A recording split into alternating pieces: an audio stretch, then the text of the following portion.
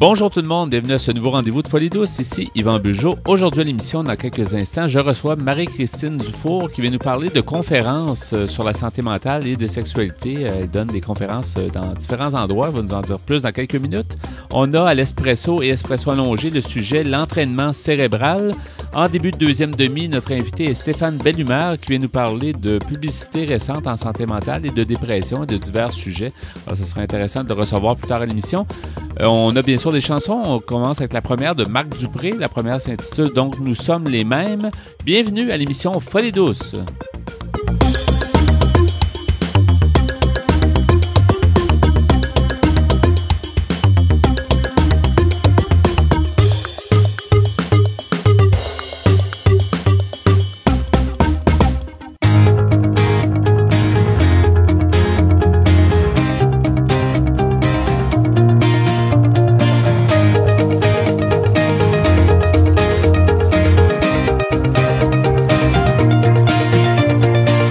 C'est le regard qui nous dit tout, qui rend plus fort ou bien plus doux. C'est le pouvoir de se dire nous, même si parfois on se rend fou. C'est une main sur le bonheur, tous nos demain en un quart d'heure. Nous sommes les mêmes, toujours prêts à tout pour se dire je t'aime. Assez pour atteindre l'extrême. Assez pour que le feu reprenne. Un mot, un geste, une idée folle, une caresse et on décolle. C'est le hasard ou le destin. Deux corps se parlent et respirent enfin. C'est une main sur le bonheur, tous nos chemins appris par cœur. Nous sommes les mêmes, toujours prêts à tout pour se dire je t'aime. Assez pour atteindre l'extrême. Assez pour que le feu reprenne. Nous sommes les mêmes, toujours prêts à tout pour se dire je t'aime. Assez pour atteindre l'extrême. Assez pour que le feu reprenne.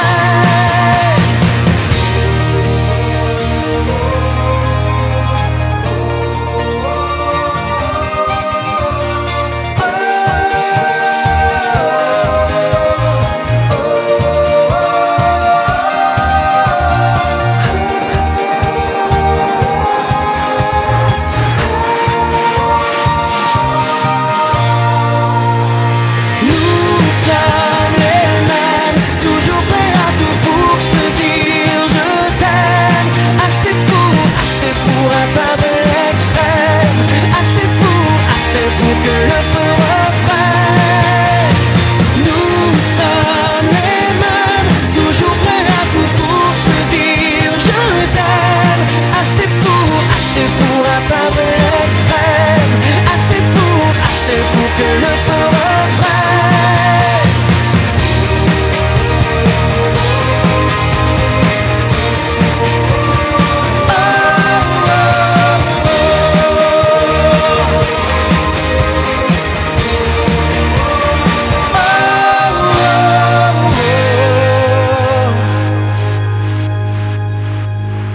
Vous écoutez l'émission Folie douce, qui vous informe sur la santé mentale depuis plus de 20 ans. J'accueille mon invité qui est Marie-Christine Dufour. Bonjour Marie-Christine. Bonjour Yvan. Bienvenue à l'émission Folie douce. C'est Merci. pas la première fois que tu es des nôtres. On s'est vu à quelques reprises. Mais on va d'abord te présenter. Tu es sexologue à la ressource l'alternative, qui est à Pointe-aux-Trembles, qu'on connaît bien. On est allé faire des ateliers Folie douce il y a quelques temps à cet endroit, qui est très dynamique, il faut dire. Dans l'Est, je pense qu'il y a beaucoup de membres et beaucoup d'activités qui se passent. Tu vas nous parler aujourd'hui de formation, une certaine formation. Comment tu peux présenter ça? C'est des ateliers ou une formation que tu fais? On appelle ça le projet volet conférence. Je peux faire des ateliers, des conférences et des formations. Oui. C'est issu d'un projet que vous avez présenté et qui fait en sorte que toi, tu te déplaces dans différents organismes ou même dans les milieux hospitaliers. Exactement. C'est un projet qu'on a fondé, dans le fond, pour démystifier la santé mentale, Oui. arrêter les préjugés, faire connaître la santé mentale pour que les gens acceptent mieux la maladie. Oui. Et puis, je vais dans les organismes, comme vous avez mentionné, faire la formation des faux intervenants, aux bénévoles, aux gens qui n'ont pas vraiment de formation avec des personnes ayant des problèmes de santé mentale. Oui. Moi, je vais les voir, je leur parle comment ils peuvent intervenir.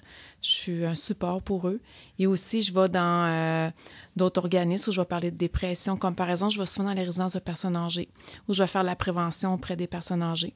Donc, dans des organismes qui ne sont pas nécessairement étiquetés santé mentale Exactement. de prime abord, mais Exactement. évidemment, la population est touchée partout, donc ils sont touchés éventuellement. Exactement. Ouais. Chez les personnes âgées, l'approche, c'est comment? Parce que souvent, on a toujours l'impression que les personnes âgées sont délaissées, tu sais, mais il y a beaucoup de suicides, il y a beaucoup de problèmes de santé mentale, donc l'approche est comment? Il y a beaucoup de dépression. Est-ce qu'il y a beaucoup de tabous aussi, peut-être? Il y a beaucoup de tabous. Ils n'osent pas en parler. Hein? Donc, moi, c'est mon travail à moi, c'est d'aller les voir puis d'aller leur dire que quand on a de la peine puis qu'on va pas bien, c'est normal de demander de l'aide, c'est normal d'aller voir quelqu'un.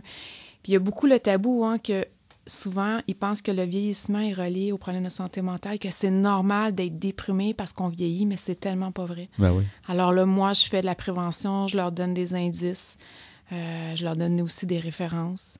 Et puis habituellement, là, ça se passe tellement bien, là, les personnes âgées participent, puis en plus, ils donnent beaucoup, c'est beaucoup des conférences interactives. Hein. Moi, là, tout ce que les gens me disent, c'est aussi nourrissant pour moi de qu'est-ce qu'eux me Oui. parlent. Comment ça moi, se passe, j'apporte. ton approche? Comment tu fais ça? C'est une session de combien de temps? Environ, Qu'est-ce qui se passe? habituellement, c'est environ 2 heures. Oui, quand même. Et puis, je fais vraiment de l'interaction. Moi, je vais commencer, je vais dire, je parle beaucoup de choses qui sont concrètes. Hein. Je fais quand même des recherches. Je parle beaucoup de mon vécu.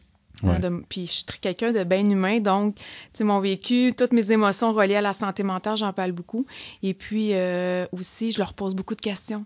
Hein, les gens, ils sautent beaucoup. Souvent, ils n'ont pas la chance de parler de la santé mentale, soit parce qu'ils ont peur, soit parce qu'ils ne savent pas que c'est ça, ou soit parce qu'ils ont honte. Ouais. Alors moi, quand je suis là, des fois, les personnes qui me demandent de venir, ils sont tellement étonnés, mais mon doux, comment tu fais pour leur faire parler comme ça, qui ont vécu quelque chose ou qu'ils connaissent quelqu'un autour d'eux qui ont vécu un problème de santé mentale. Alors moi, j'ouvre la porte et puis les gens entrent dans mon monde et puis ça se passe super bien. Est-ce que tu montres quelque chose visuellement? Est-ce que tu présentes quelque chose ou c'est plus vraiment de l'échange? J'ai un PowerPoint, c'est sûr, pour certaines clientèles, mais c'est vraiment moi, là. Tu l'adaptes selon la clientèle. Exactement. Il y a certaines clientèles que tu vas tout de suite sentir le contact. Exact. Exact. Je m'adapte vraiment comment j'interviens, comment j'anime selon les clients. Et puis aussi, c'est pour la conférence, le thème selon le besoin. Ouais. Les gens ils me téléphonent, ils disent « OK, moi, j'aimerais ça que vous me parlez des troubles de personnalité limite. J'ai plus une clientèle des jeunes adultes et puis j'aimerais ça que vous les aidez. Comment qu'on intervient quand quelqu'un un trouble de personnalité limite. Ouais. Je m'adapte parce qu'on ne parle pas la même chose, pareil avec des personnes âgées qu'avec des jeunes adultes ou qu'avec... Et en institution aussi. En je pense institution, que tu exactement. vas, par exemple, à Pinel, Philippe Pinel, qui est spécialisé. Hein. Oui, je suis allée faire une conférence à l'Institut Pinel sur la sexualité en milieu fermé, comment on peut la vivre. Oui. Et donc, ça a été fort intéressant d'ailleurs. Parce que, à la fois, c'est ça, tu as des conférences sur des multiples sujets de santé mentale, mais comme tu es sexologue de formation, et c'est ton titre à l'alternative aussi. Donc, évidemment, tu connais le sujet. Donc, tu t'approches ça aussi, ce genre de conférence-là, mais c'est des choses distinctes. C'est pas nécessairement dans la même conférence. C'est ça, c'est des choses distinctes. C'est vraiment le besoin. Puis sexualité, santé mentale aussi, c'est sûr, c'est mon dada, là. Oui. Et puis, je vous dirais qu'il y a une grande demande parce que des sexologues en santé mentale, il n'y en a pas beaucoup. Oui. Et puis, moi, ça fait 14 ans que je travaille à l'alternative. Ça fait 14 ans que je fais de l'éducation sexuelle avec la clientèle santé mentale. Et justement, la sexualité, ça a toujours été tabou et la santé mentale aussi, c'est tabou. Alors, tu as deux tabous ensemble. ensemble. Oui.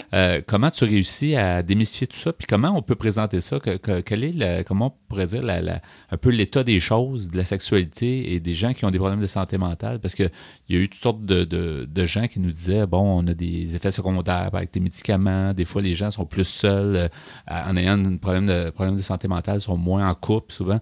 Donc, comment tu pourrais présenter la situation des gens? Chaque cas est unique, là, mais comment se porte la santé mentale et sexualité ensemble, en fait? Mais c'est vrai, vous avez raison. En général, la médication, ça a un impact sur la sexualité. L'isolement, ça a un impact sur la sexualité, exactement. Moi, je vais vraiment, quand je parle santé mentale avec mes clients, c'est vraiment, j'essaie dans le but le plus positif possible, de démontrer que même si tu es malade, même si tu as une maladie, même si c'est un diagnostic, tu peux avoir une sexualité comme tout le monde parce que la sexualité, c'est un besoin. Ouais. Il faut qu'il soit comblé, ce besoin-là. Ouais. Il y a différents moyens de le faire. Ça peut être juste par l'approche d'une personne, le toucher, la tendresse. Ça peut être aussi... c'est large, la sexualité. Exactement. Il y a plusieurs dimensions. Puis c'est moi aussi, je suis le porte-voix de ça. La sexualité, c'est pas juste génital. Les gens s'arrêtent juste des fois à ça. Exact, c'est peut-être là que ça cause un problème. Je pense qu'il faut élargir nos horizons, ouvrir un peu nos yeux, là, puis se dire, wow, la sexualité, là, c'est l'émotion, c'est la tendresse, c'est juste être avec une personne, c'est être disponible pour quelqu'un. Ouais. Ça peut être tellement de choses. Et en milieu fermé, justement, comme l'Institut Philippe Pinel, qui se spécialise avec des cas de violence, puis souvent avec liés avec la santé mentale, comment on peut faire du sens avec la sexualité en milieu fermé, puis quand on embarque en plus le côté violence, santé mentale et tout ça? Oui, c'est très difficile, surtout qu'il y a beaucoup d'unités où c'est mix. Hein? Il y a beaucoup de frustration parce que les gens ne peuvent pas avoir de sexualité. Puis moi, c'est qu'est-ce que j'entends quand ils viennent à mon centre. Oui. J'ai beaucoup de clients de l'Institut Pinel puis qui me disent « Ah, j'ai un blonde, j'ai une jeune, je peux pas l'embrasser, je peux pas, c'est frustrant. » Et ça l'accumule beaucoup de frustration. Puis des fois, les frustrations, ça amène la colère. Hein? Oui. Donc, c'est vraiment quelque chose qu'il faut travailler. Est-ce que dans les organismes, dans les maisons, dans les appartements supervisés, dans les institutions comme ça, il n'y a pas aussi un tabou au niveau de la sexualité où il n'y a pas une façon peut-être que les choses devraient être arrangées pour que les gens soient plus satisfaits? Exactement. La sexualité dans ces milieux-là, les milieux de vie qu'on appelle souvent, elle n'est pas vue. Oui. Elle est interdite. Elle est comme mise de côté, ça n'existe pas. Là. Exactement. C'est comme un autre problème de plus à gérer. Puis je peux comprendre aussi, ça peut être difficile pour des gens qui sont mal à l'aise de parler de sexualité avec une personne. Les intervenants sur le plancher, surtout, ça peut être difficile de gérer ça. Mais c'est tellement important parce que c'est un besoin autant que manger, autant que dormir, autant que se loger. Il faut en prendre en ligne de compte parce qu'on a des besoins, c'est même physique, la sexualité. On a des besoins physiques. Oui. Donc, c'est quelque chose à travailler. Puis moi, je vous dirais que je suis un peu le porte-voix. J'essaye d'aider la clientèle santé mentale. Ce que tu peux faire, en fait, c'est d'écouter, essayer de comprendre, puis essayer peut-être de donner ton opinion, mais tu ne peux pas changer grand-chose. Je ne peux pas changer grand-chose, mais je peux peut-être faire prendre conscience comment ça peut être important. Ouais. Si on revient aux conférences, donc tu fais déjà depuis 2013, quand même, ça fait quand même un bout de temps. Qu'est-ce que ton expérience personnelle, justement, après avoir vu ces clientèles-là, qu'est-ce que tu en retires et qu'est-ce qui te motive à continuer, justement? Mais qu'est-ce qui me motive à continuer, c'est que c'est tellement nourrissant pour moi et les gens sont tellement... ils ont tellement de questionnements. Ils connaissent pas la santé mentale. Là. Pour eux, ils ont encore le vieux tabou de la personne qui est folle et qui se pète la tête ses murs. Là. Mais ils savent pas que cette personne-là, elle peut travailler. Elle peut aussi être en couple. Elle peut faire plein de belles choses. Elle peut être un artiste. Il y a tellement de méconnaissances. Donc, moi, là, pour moi, puis moi, à 14 ans, j'ai commencé en santé mentale par obligation dans mon stage. Maintenant, je le fais par amour et par passion. Donc, si moi, je peux aller parler en leur nom puis leur dire, écoutez, il faut penser à la personne avant la maladie. Mm-hmm. C'est tellement important. C'est des êtres humains avant tout, hein, qui ont des émotions, qui ont des pensées, qui ont des opinions, qui ont plein de choses à vivre puis qui peuvent le faire vivre aux autres. Donc, il faut retenir ça en tête. Pourquoi tu penses, Marie-Christine, que c'est encore aussi tabou? Tu sais, nous autres, on est dans notre 24e année en ondes, puis à nos débuts, je me disais, un jour, ça va se démystifier, les gens vont accepter, les gens n'auront pas peur de la santé mentale. Pourquoi, à ce moment où on se parle, c'est encore beaucoup de tabou, même si ça a évolué? Qu'est-ce que tu peux donner? Moi, je pense tout ce qui sort de la normale fait peur. Il y en a beaucoup, malheureusement. Ça paraît des fois, mais des fois, ça paraît pas. Ça fait peur aux gens. Et puis aussi, je pense qu'il y a énormément de préjugés encore. Les préjugés sont encore là. Les préjugés datant de v'là 30 ans, là, on a beaucoup de publicité quand même. Hein? Maintenant, quand il y a eu la publicité de Belle pour la cause, j'ai trouvé ça super bien, là, la dernière campagne. Mais je pense qu'il y a encore plus à faire que ça. Faudrait vraiment, faut que les gens aillent parler. La télé, c'est très bien, là, mais il faut que les gens sortent, il faut que les gens aillent sensibiliser les gens sur les problèmes de santé mentale. Puis c'est ça que moi... Et c'est peut-être dans les milieux, je dirais aussi, tu sais, dans les milieux, comme tu disais, dans des milieux de travail, ou peu importe, si la petite révolution se fait là, c'est beau, comme tu dis, la télé, puis le message à grand déploiement, mais dans chacune des sociétés, dans chacun des petits groupes, s'il y a de la compréhension, c'est peut-être là que ça part. Exactement. Donc, penser petit pour finalement changer. Changer plus grand, exact. C'est ça. Exact. J'aimerais il nous reste encore 2 minutes. Veux-tu rajouter quelque chose au niveau de tes conférences? C'est sûr qu'on va donner tout à l'heure les coordonnées là, d'alternative, ou tu peux même donner quelques mots sur l'alternative, peut-être mais l'alternative, on est un centre de jour en santé mentale qui commence bientôt sa 17e année. On est situé à Pointe-aux-Trembles. On offre différentes activités, que ce soit au niveau loisirs, éducation. Il y a des cours d'éducation sexuelle, cours de cuisine, beaucoup de cours aussi de groupes d'entraide, affirmation de soi, estime de soi. On reçoit une clientèle adulte, d'ailleurs, problème de santé mentale.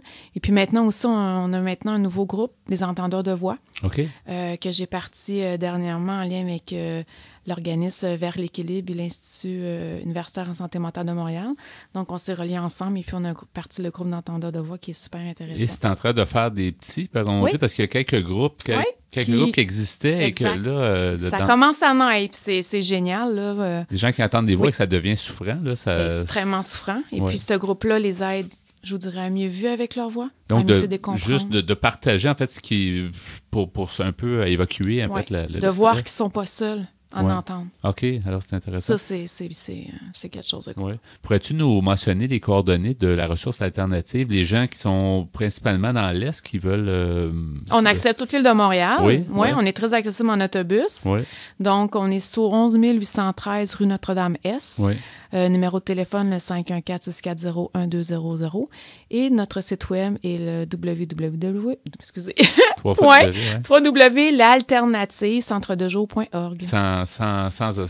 Tout collé. L'alternative-centredejour.org, c'est ça? Exactement. Merci beaucoup, Marie-Christine Dufour, d'avoir été des nôtres. Ça me fait plaisir. Bonne continuité pour les conférences. Bien, merci. À la prochaine. À la prochaine. Au revoir.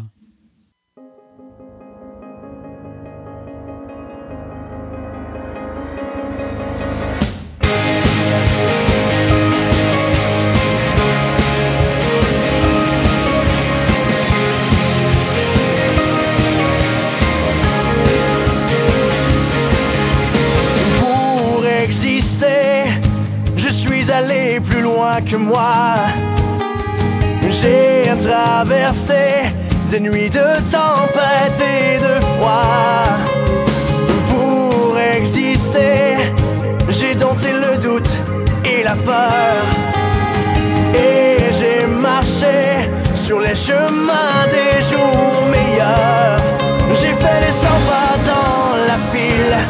J'ai révolutionné tranquille autour du soleil et du feu pour exister en cette seconde à tes yeux, pour faire partie du monde comme le monde est en moi. Je suis sorti de l'eau, j'ai crié, je suis là et tu m'as dit je t'aime comme je t'aimais déjà. Ça y est, je suis au monde et le monde est à moi.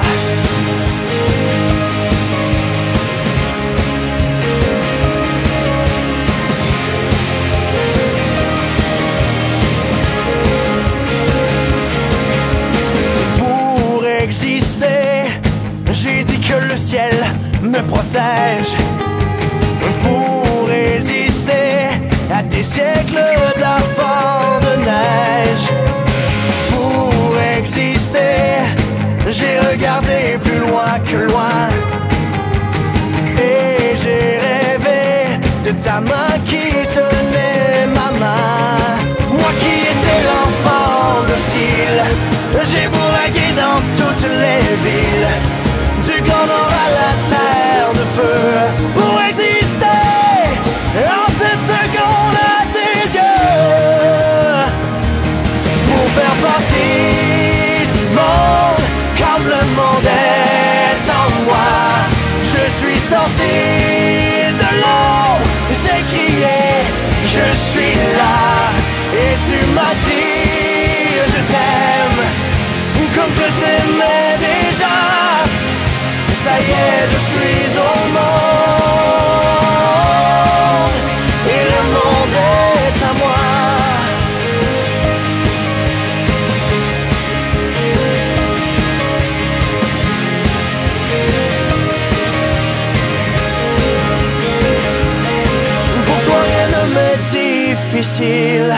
Je pourrais marcher sur un fil autour du soleil si tu veux, pour exister en cette seconde à tes yeux, pour faire partie du monde comme le monde est en moi.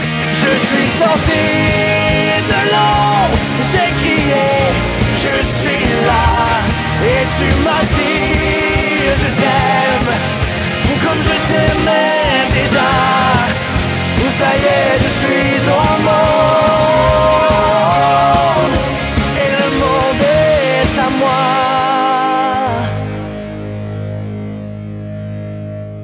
Nous apprécions toujours vos commentaires par téléphone.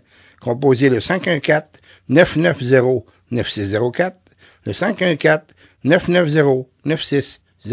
Nous voici maintenant rendus au bloc Espresso. Bonjour Pierre Laporte. Salut Yvan. Bonjour Ghislain Malo. Bonjour. Alors Pierre, aujourd'hui tu nous amènes le sujet l'entraînement cérébral. Oui, j'ai pris ça sur le site internet qui s'appelle Journal, tout simplement, journaldunet.com. Donc, selon ces gens, c'est possible d'entraîner son cerveau, non seulement pour la mémoire, parce qu'on parle souvent que oui, on peut entraîner sa mémoire, mais paraît-il qu'on pourrait entraîner son cerveau à faire toutes sortes de choses. Alors, ces gens-là nous proposent 15 exercices, en fait, pour entraîner son cerveau dans toutes sortes de disciplines. Oui. Crois-tu à ça, toi, Ghislain? Je pense que oui. Hein? On peut sûrement s'aider. Est-ce que tu entraînes ton cerveau? Oui, ça arrive. Des push-ups cérébraux. Je fais des questionnaires. J'ai un site américain qui s'appelle Sprockle que je fais des questionnaires sur la géographie. J'ai toujours en dessous de la moyenne. Ça t'aide à rester alerte et jeune. Alerte. Oui. Mais malheureusement, il y a des gens très, très intelligents, malheureusement, qui souffrent de maladie d'Alzheimer. OK. Alors, premier exercice pour améliorer sa mémoire immédiate, pour tout retenir.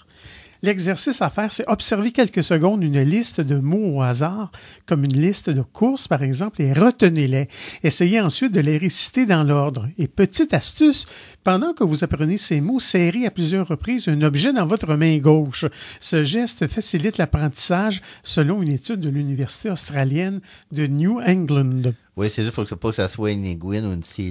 Non, bravo. Ça fait mal un peu. Deuxièmement, accroître son sens de l'organisation pour gagner du temps. L'exercice à faire, visualiser un quartier qui vous est familier en essayant de placer dans l'ordre les maisons et les commerces. Cet exercice vous aidera à développer votre sens de l'organisation au travail. Mm-hmm. Troisièmement, raisonnez logiquement pour prendre les bonnes décisions. L'exercice à faire tous les jours, prenez 5 minutes de pause pour compléter une suite logique de nombres.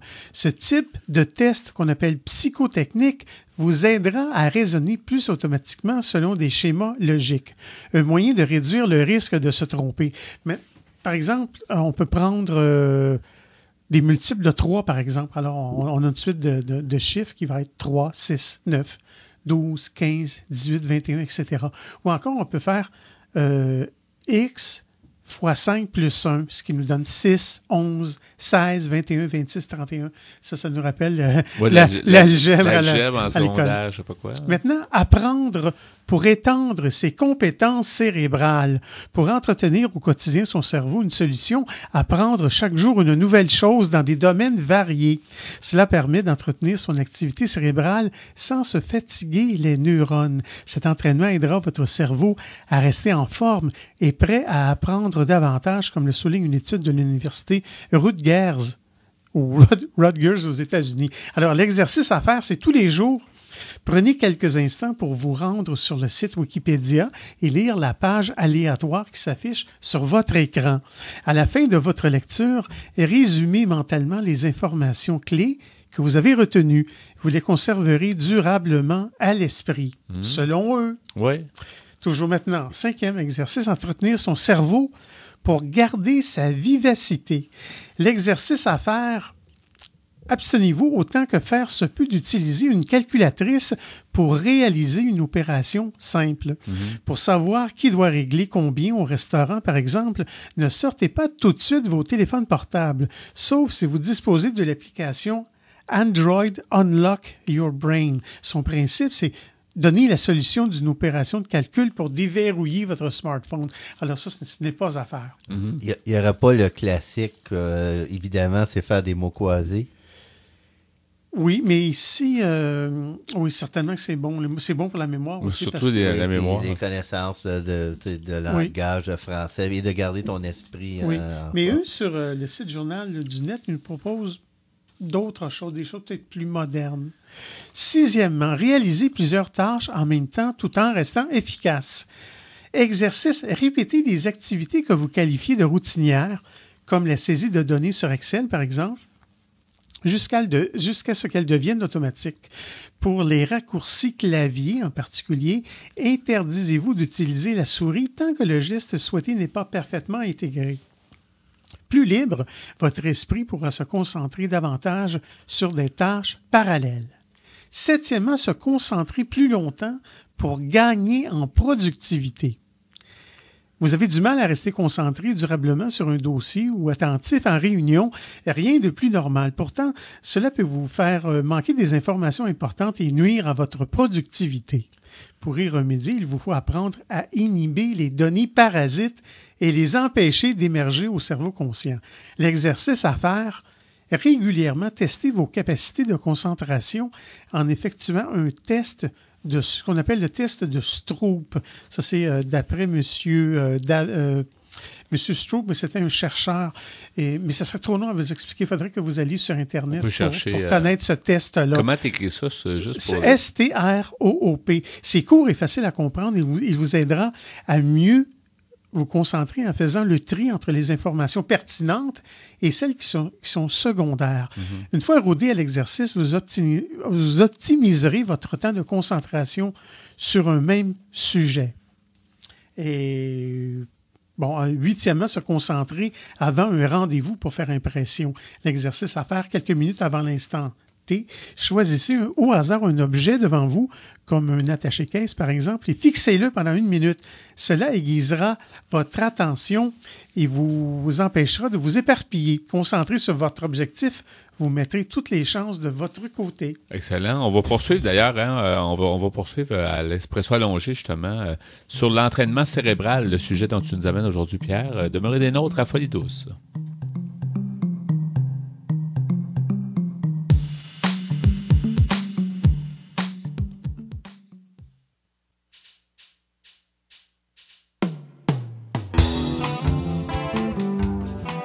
À venir dans l'émission Folie douce, nous recevons Stéphane Bellumeur qui vient échanger avec nous sur les publicités récentes en santé mentale et aussi de dépression. À l'Espresso allongé, nous poursuivons sur le sujet l'entraînement cérébral. Nous entendrons aussi des chansons Des trous dans les bas de Patrice Michaud et Le pornographe de David Giguère. Vous souhaitez réagir au propos de l'émission, vous désirez participer à Folie douce, vous avez des suggestions, écrivez-nous par courriel à l'adresse foliedouce@antenne.qc.ca ou téléphonez-nous au 514-990-9604. Vous écoutez Folie douce, l'émission hebdomadaire qui démystifie les problématiques de santé mentale depuis plus de 20 ans. De retour au micro dans quelques instants.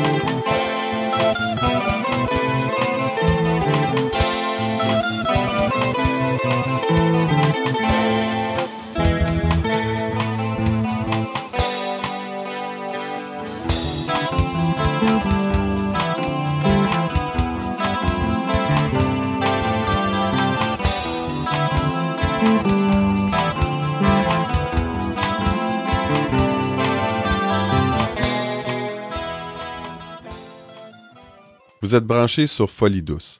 Soyez au courant des multiples thèmes de la santé émotionnelle. Je suis en compagnie de mon invité Stéphane Bellumeur. Bonjour Stéphane. Bonjour Yvan. Bonjour, bienvenue encore une fois à Folie Douce. C'est toujours un plaisir de te recevoir. Ben, plaisir partagé. Ben oui, alors à notre micro aujourd'hui, tu nous amènes un sujet intéressant, puis c'est bien qu'on puisse échanger sur ce sujet-là. Présente-nous donc justement ce que tu veux nous présenter. Ben, le sujet dont je voudrais parler aujourd'hui, c'est la dépression. La dépression qui est omniprésente. Récemment, on a vu dans certaines pubs de Bell, pour pas faire de publicité, des pubs qui étaient soit à la télévision ou à la radio concernant la dépression, qui touchait beaucoup de sphères de la société. Ouais. Dans la pub, on entendait à 3 reprises la personne qui disait « Ouais, nous aussi, on aimerait ça être en vacances. » On recommence « Nous aussi, on aimerait ça être en vacances. » Puis au bout de la 4e fois, la personne disait « Oui, je sais, elle fait le pas, je vais aller la voir après l'ouvrage. » Dans le fond, ce que j'aimerais qu'on parle là-dedans, le message à passer, c'est que justement, la dépression, il faudrait s'ouvrir les yeux, savoir qu'elle est omniprésente et qu'il ne faut pas jouer à l'autruche. Et elle frappe beaucoup de personnes de la société, beaucoup de tranches de personnes, les personnes âgées, les jeunes. La dépression ne choisit pas qu'elle frappe, elle frappe. Oui, et comme tu dis, souvent, le premier réflexe, c'est de dire, comme l'exemple qu'on nous montrait, c'est que la personne était absente. Donc, l'autre personne, le collègue de travail, dit « Moi aussi, j'aimerais ça être en vacances », en pensant qu'elle est en vacances, cette personne-là qui a une problématique de santé mentale. Mais beaucoup de gens vont aller à la facilité. C'est peut-être un... Beaucoup de préjugés. Malheureusement, encore beaucoup trop de préjugés en ces temps. La dépression, comme je dis, elle peut frapper autant les jeunes, les personnes âgées. Moi, je connais des gens dans le milieu qui ont eu des malaises de dépression. Ça peut être des gens d'entreprise, ça peut être une mère de famille, ça peut être un adolescent.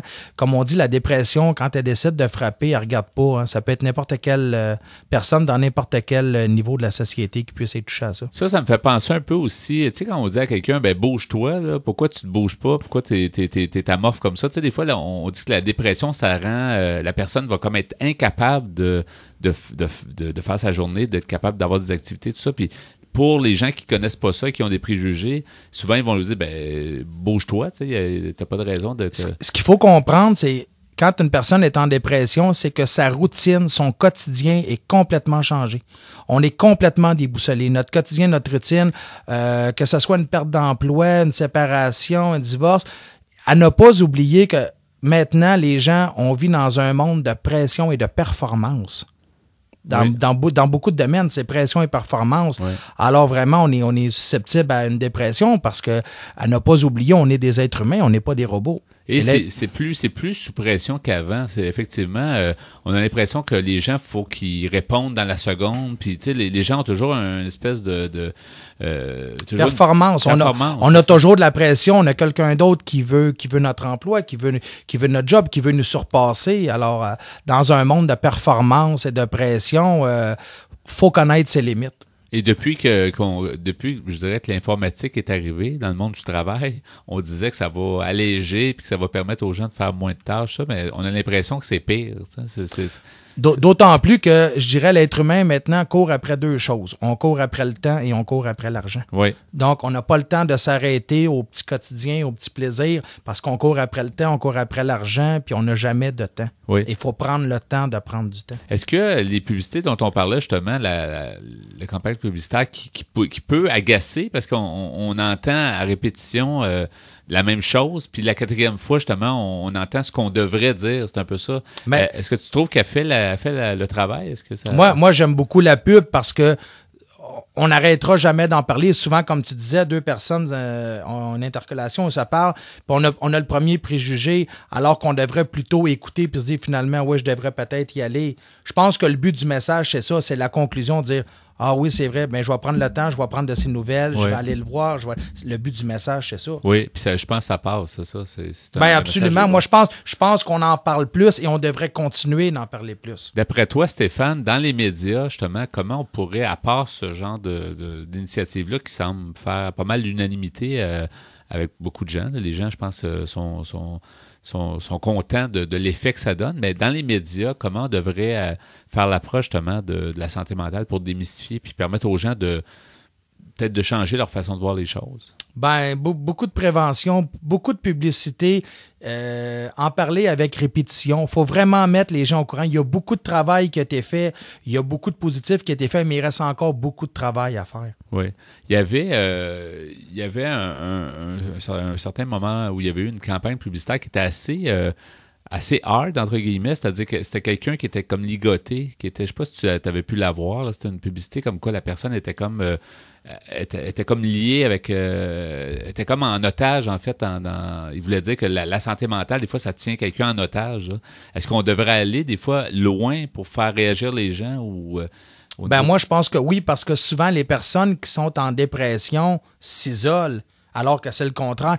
Je pense que les gens qui sont en dépression doivent s'entourer, doivent demander de l'aide, doivent pas rester seuls. Les gens qui s'isolent, qui restent seuls, sont sujets à être dépressifs puis à ne pas s'aider non plus. Comme les gens aussi qui sont en dépression, qui disent « ça peut pas m'arriver », que je me sens mieux, finissent pas leur médication. Grande erreur. Finissez votre médication, consultez, voyez votre médecin, voyez un professionnel de la santé. Oui. Personne n'est à l'abri de ça. Mais vraiment, le conseil qu'il faut donner aux gens, c'est de ne pas s'isoler. C'est d'en parler, d'appeler un ami, d'appeler une ressource, d'aller au centre communautaire. C'est vraiment très important de ne pas s'isoler et surtout de ne pas avoir honte d'en parler. Oui. La personne, des fois, d'elle-même, va nier son état aussi. Alors, comme entourage, il faut qu'on soit aux aguets. Si un ami ou quelqu'un de la famille a une routine différente, une approche différente qui est irrégulière, ben c'est important de s'approcher de cette personne-là, d'avoir à ses besoins. Qu'est-ce qui fait que cette personne-là a un changement qui est irrégulier? Oui. Tu es impliqué depuis plusieurs années. On t'avait déjà parlé au niveau de l'alternative oui. à Pointe-aux-Trembles. Est-ce que tu as vu des gens, justement, il y a beaucoup de participants, il y a beaucoup de membres là-bas à l'alternative. Est-ce que tu as vu des gens, justement, qui avaient besoin d'aide et comment tu as pu peut-être intervenir ou comment tu as vu d'autres intervenants intervenir auprès d'eux? Souvent, c'est dans le changement des gens. Si les gens, des fois, à quoi on peut les reconnaître, mettons chez des hommes, on se laisse pousser la barbe très longue, on fait moins attention à notre hygiène, les cheveux longs, quelque chose qui est irrégulier. Comme je disais tantôt, quand notre routine est changée ou il y a un gros changement majeur, on a moins d'intérêt, on a moins le goût, tout est dur pour nous. C'est là qu'on s'aperçoit que c'est des choses irrégulières. Alors on peut présumer que la personne ne va pas bien. Oui. Qu'est-ce que tu dirais à monsieur tout le monde qui a peur et qui pense que c'est contagieux, justement, la santé mentale? Je dirais que la santé mentale, la dépression, elle frappe tout le monde. Que vous soyez un homme, une femme, que vous soyez un homme d'affaires, la dépression, elle frappe tous les gens. S'il vous plaît, parlez-en, gardez ça pour vous. C'est pas une honte d'être en dépression. C'est surtout pas une honte. Je pense que c'est bien d'en parler puis de bien s'entourer pour aider un ami, un proche. Oui. Qui peut-être vit les mêmes choses ou a déjà vécu quelque chose similaire. Mm-hmm. Effectivement. Dans tes activités ou dans les gens que tu vois, est-ce que tu rencontres d'autres problématiques? Est-ce que à part la dépression, est-ce qu'il y a des choses qui te...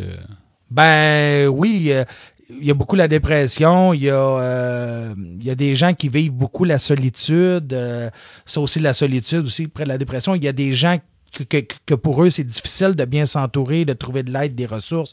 On n'a pas tous les mêmes choses, mais je crois que pour les gens qui sont en dépression, qui vivent la solitude ou quelque chose, c'est de se faire plaisir, un petit plaisir par jour. À chaque jour, de se faire un petit plaisir, ou deux ou plusieurs, oui. Mais minimum un plaisir. Aujourd'hui, je me fais plaisir. Il fait froid, je sors, je vais prendre un café aujourd'hui, je fais ci, je fais ça pour moi. C'est vraiment de se faire un plaisir ou plusieurs plaisirs à chaque jour. On s'oublie comme individu, là, qu'on ait un problème de santé mentale ou non. En général, les gens, comme tu disais tantôt, c'est la performance puis la vitesse, puis on court toujours après quelque chose. Dans le fond, on court après quoi? On court après quelque chose qui est hors de notre vie, mais on s'oublie, en général, les gens s'oublient. Ben souvent, les gens, c'est de se surpasser, hein? C'est où sont mes limites, où jusqu'où je peux aller. Me surpasser, je vais encore aller plus loin, je vais toujours aller plus loin.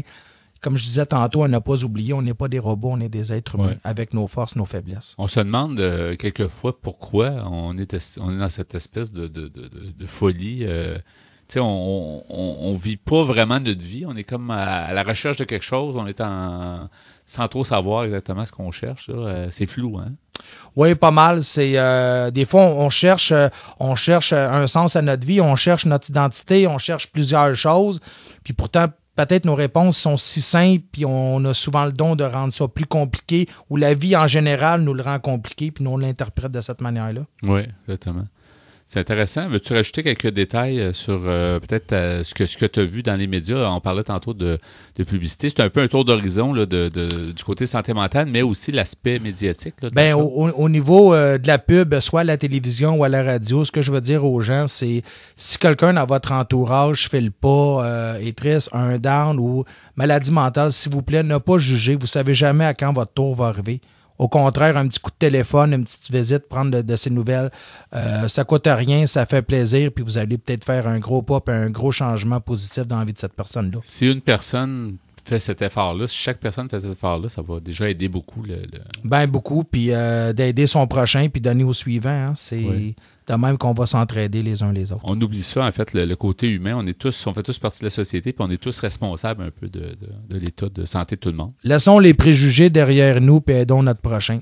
C'est le plus beau cadeau qu'on puisse se faire. Excellent. Merci beaucoup, Stéphane, d'avoir été des nôtres. Yvan, toujours un plaisir, et je te dis à très bientôt. Oui, merci beaucoup. À la prochaine. Au revoir. Salut.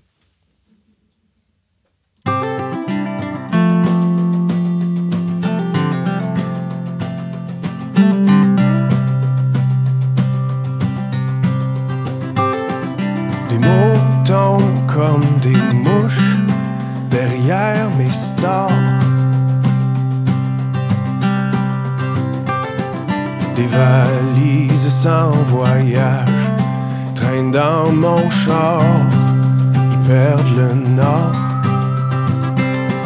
Faut sortir son derrière du lazy boy. Retourner en arrière comme les cowboys. Faut brasser son cœur, le jeter dans un train, retarder son heure, trouver le chemin de son Himalaya. La vie sert à ça, des trous dans les bords.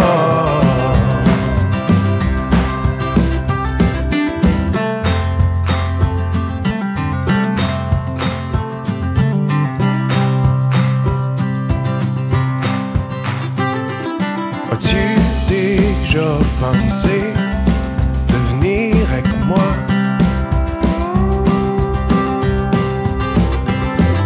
Ça manque un peu d'amour dans l'agenda. Pense à ça. On laissera nos histoires dans ta sacoche. Et dès lundi matin, au fond des poches, brasser son cœur, le jeter dans un train, retarder son heure, trouver le chemin de son Himalaya.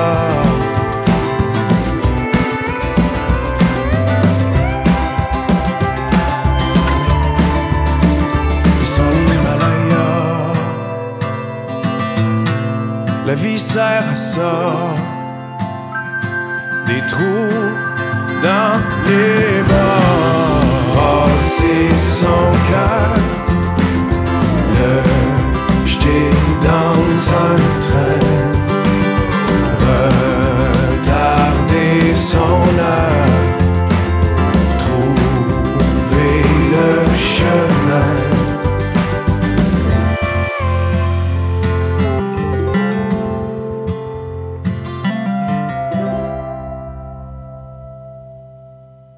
Vous voulez mieux nous connaître et communiquer avec nous? Visitez notre site internet au www.antenne.qc.ca. antenne.qc.ca. Nous poursuivons à l'Espresso Allongé. Pierre Laporte, toujours ici présent, ainsi que Ghislain Malo. Et oui. Tu poursuis, Pierre, sur le même sujet, Oui, entamé plus tôt. l'entraînement cérébral. Oui. Et j'aimerais revenir, tantôt j'ai parlé du test de Stroop, mais là je me suis retrouvé dans mes notes. Oui, oui. Et donc, ce monsieur Stroop, c'était John Ridley Stroop, c'était un psychologue américain. Et le test qu'il avait fait, c'était un test pour t'habituer à éliminer les données qui ne servent pas, les données parasites, si tu veux. Ouais. Et ce qu'il a fait, et je l'ai fait moi-même, le site chez moi, et tout le monde peut le faire à la maison si vous avez l'Internet, il écrit le nom de couleur. Là, c'était en anglais, par exemple, c'était marqué green, blue, red, pink. Ouais. Et ce qu'il faisait, c'est que les noms des couleurs étaient écrits en couleur, mais pas dans les bonnes couleurs. Comme par exemple, blue est écrit en brun, si tu veux. Ah, OK. Green pouvait être écrit en rouge. OK. Mais toi, ce que tu fais, c'est qu'il faut vraiment que tu lises les couleurs telles qu'elles sont écrites et non pas de nommer les couleurs dans lesquelles elles sont écrites. Puis ça t'entraîne à diviser ta tête, tu veux, à éliminer ce que tu n'as pas besoin ou ce qui est... Donc, c'est un entraînement qui permet que dans la vie, après ça, tu gardes l'essentiel. Tu gardes l'essentiel. Et tu te débarrasses de ce qui est des données vidanges. C'est plus pour, comme on dit, focusser. C'est pas un bien beau mot en français. Non, c'est un bon mot pour focusser sur ce que tu as besoin de retenir. Alors, un 9e exercice d'entraînement cérébral, visualiser une action à venir pour ne pas l'oublier. L'exercice à faire, lorsque vous savez que vous devez faire une chose primordiale, visualisez l'action. Par exemple, imaginez-vous en train de composer le numéro de téléphone de la personne à contacter ou en train de vous rendre sur le lieu de votre rendez-vous. Cet exercice de projection vous aidera à vous souvenir plus facilement de ce qui est important au moment d'agir. 10e exercice, retenir beaucoup pour décider vite. L'exercice à faire à chaque fois que vous devez intégrer une grande quantité d'informations, comme lorsque vous découvrez de nouveaux clients ou un dossier à traiter, un nouveau dossier, raisonnez par association d'idées. Pour retenir le nom d'un client, par exemple, rapprochez-le de noms qui vous sont familiers. Vous pourrez avoir rapidement et simultanément à l'esprit plusieurs données. C'est utile pour prendre des décisions. Et j'ai déjà vu des gens qui sont spécialistes à mémoriser. Ce qu'ils font, c'est que c'est ça qu'ils vont faire. Ils vont associer le nom d'une personne à une image mentale, ou à un animal, à une marque d'automobile, n'importe quoi qui va ressembler. Donc, dans leur tête, par la suite, ils vont avoir une liste d'images dans leur tête. Ils vont mieux se souvenir du nom. Oui. 11e exercice, développer sa vigilance pour saisir les opportunités. Dénicher de nouvelles opportunités implique d'être conscient de ce qui se passe autour de vous, en particulier parce que toutes les informations traitées par le cerveau sont d'abord perçues par les 5 sens, à commencer par l'ouïe, qui reçoit un très grand nombre de données sans le savoir. On entend même si c'est impossible, écrit David Rock, qui est chercheur. Alors, l'exercice à faire, essayez de suivre plusieurs conversations en même temps, au restaurant, par exemple, ce qui n'est pas facile. C'est pas tout repos. Là. Ou bien, sur votre trajet de retour, écoutez un morceau de musique et tentez d'isoler chaque instrument dans votre tête. Vous affûterez votre sens de l'ouïe et entraînerez votre cerveau à rester alerte. Donc, on fonctionne en multistéréo, si tu veux. Oui, c'est juste dans un restaurant, il ne faut pas t'entendre des fois des conversations trop compromettantes. Oui, peut-être, oui. 12e exercice, se vider la tête pour réfléchir efficacement. L'exercice à faire, prenez une feuille et couchez sur le papier toutes les informations que vous avez en tête et qui, selon vous, ne sont pas primordiales. Ça ressemble à l'exercice de tantôt. En les écrivant, vous pourrez les oublier sans culpabiliser pour ne garder à l'esprit que le plus important. 13e exercice, développer ses capacités d'observation pour être plus attentif. Choisissez un objet à portée de vue, observez-le attentivement et essayez de vous le représenter dans sa globalité en 3 dimensions. Cet exercice vous incite à vous demander comment cet objet est construit dans sa complexité et le moindre détail. Aide également à accroître sa capacité de représentation dans l'espace. 14e exercice, casser la routine pour innover. Essayez chaque semaine de briser une routine, changer d'itinéraire en quittant le travail ou bien prenez les escaliers plutôt que l'ascenseur pour vous rendre à un étage différent. Le simple fait de modifier vos habitudes stimule votre activité cérébrale et vous incite à réfléchir différemment. C'est intéressant, ça. Il y a des Oui. gens, cependant, qui ont besoin d'une routine. Pour d'autres gens, la routine, c'est insupportable. Des fois, ça sécurise les gens ou Oui. ça donne un... Ça varie beaucoup selon les Ouais. gens, je trouve. Et 15e et dernier exercice, anticiper pour réagir plus vite. L'exercice à faire avant chaque situation de ce type, projetez-vous en train de la vivre et imaginez tous les scénarios possibles. Cet exercice vous permettra de vous préparer à parer les réactions de vos interlocuteurs. Vous réduirez de la même façon l'incertitude génératrice de stress. Alors, 15 exercices pour s'entraîner cérébralement. Il y aurait un des plus difficiles de logique, c'est prendre un cube Rubik, qui était déjà tout défait, puis essayer de le mettre dans les couleurs. Moi, Mais moi, j'ai déjà réussi à le faire, le cube Rubik. Ah oui? Ça fait longtemps, mais on me donnait... Sans tricher, là, sans décoller les couleurs. Là, j'ai connu du monde qui décollait. Ah, il décollait les petits cartons de Mettons couleurs. qu'il y en a un qui réussit à pas faire. Mais moi, j'ai réussi à le faire, mais à l'aide d'un article dans un magazine de sciences. Ah, c'est bon. Ben, merci beaucoup pour ce sujet-là, Pierre. Merci, Ghislain, pour ta participation. On continue en chanson à l'émission Folie douce.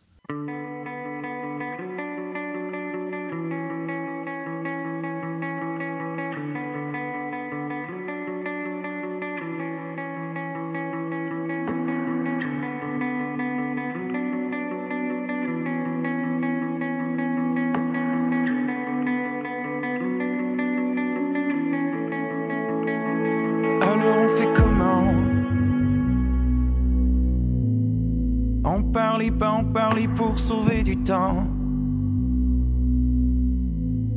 Dessiner mes envies sur ton dos accident.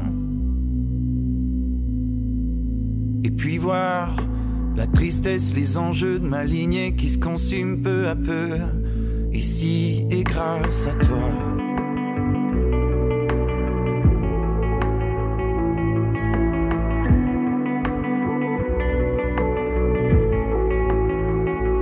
Alors c'était comment?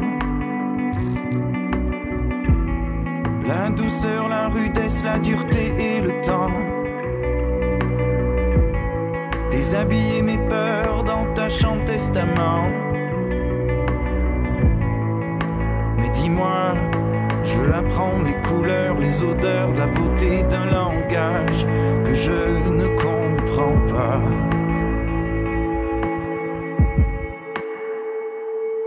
Mais dis-moi comment c'est pour toi. Et si mon cœur t'appelle et dans un élan une nouvelle, alors c'est moi le trésor. C'est moi le trésor. Mais dis-moi comment c'est pour toi. Et si mon cœur t'appelle et dans un élan une nouvelle, alors c'est toi le trésor. C'est toi le trésor. C'est toi le trésor. Oh, ici et maintenant.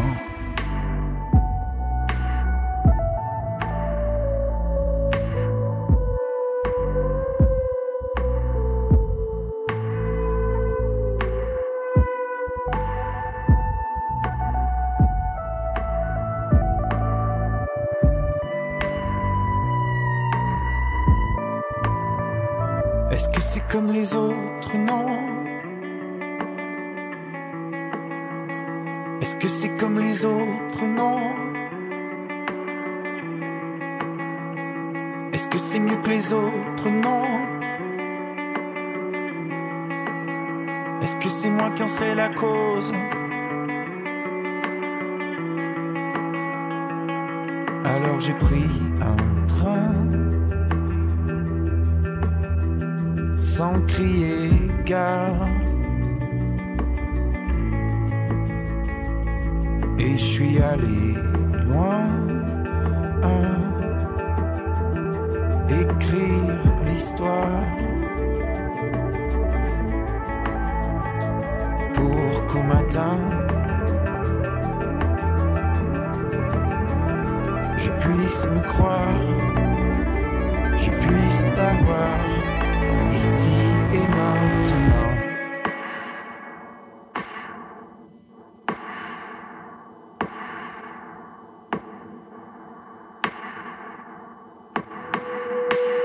Mais dis-moi comment c'est pour toi. Et si mon cœur t'appelle et dans un élan une nouvelle. Alors c'est moi le trésor, c'est moi le trésor. Mais dis-moi comment c'est pour toi. Et si mon cœur t'appelle et dans un élan une nouvelle, alors c'est toi le trésor, c'est toi le trésor, c'est toi le trésor. Ici et maintenant.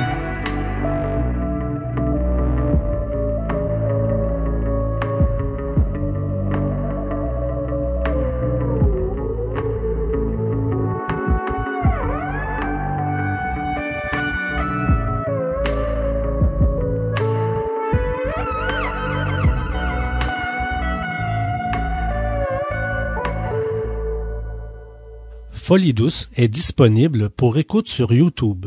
Cliquez le lien sur notre site web antenne.qc.ca. En terminant cette émission de Folie douce, on va y aller avec la nomenclature des chansons avec Ghislain Malo ici présent. On a écouté en début d'émission « Nous sommes les mêmes » de Marc Dupré. On a écouté la chanson « Pour exister » de Olivier Dion. Dans la deuxième demi de l'émission, on a pu entendre « Des trous dans les bas » de Patrice Michaud. Et à l'instant, le pornographe de David Giguère. Ben voilà, mais merci beaucoup, Ghislain, pour votre choix musical, à toi et à Pierre. Merci, Pierre, pour la mise en onde de l'émission. Bienvenue. Merci également à tes blocs Espresso allongé, où on a parlé de l'entraînement cérébral avec 15 trucs pour nous aider à s'entraîner. Merci beaucoup pour ça. Merci à notre invitée en début d'émission, Marie-Christine Dufour, qui nous a parlé de conférences en santé mentale, en sexualité, divers sujets. On a eu également Stéphane Bellumeur qui nous partageait en fait ses impressions sur des publicités récentes en santé mentale qui donnaient un autre son de cloche et aussi nous a parlé beaucoup de dépression. Alors merci à ces deux invités. C'est Yvan Bugeaud à l'animation. Bonne semaine à tous et à la prochaine Folie douce. Au revoir.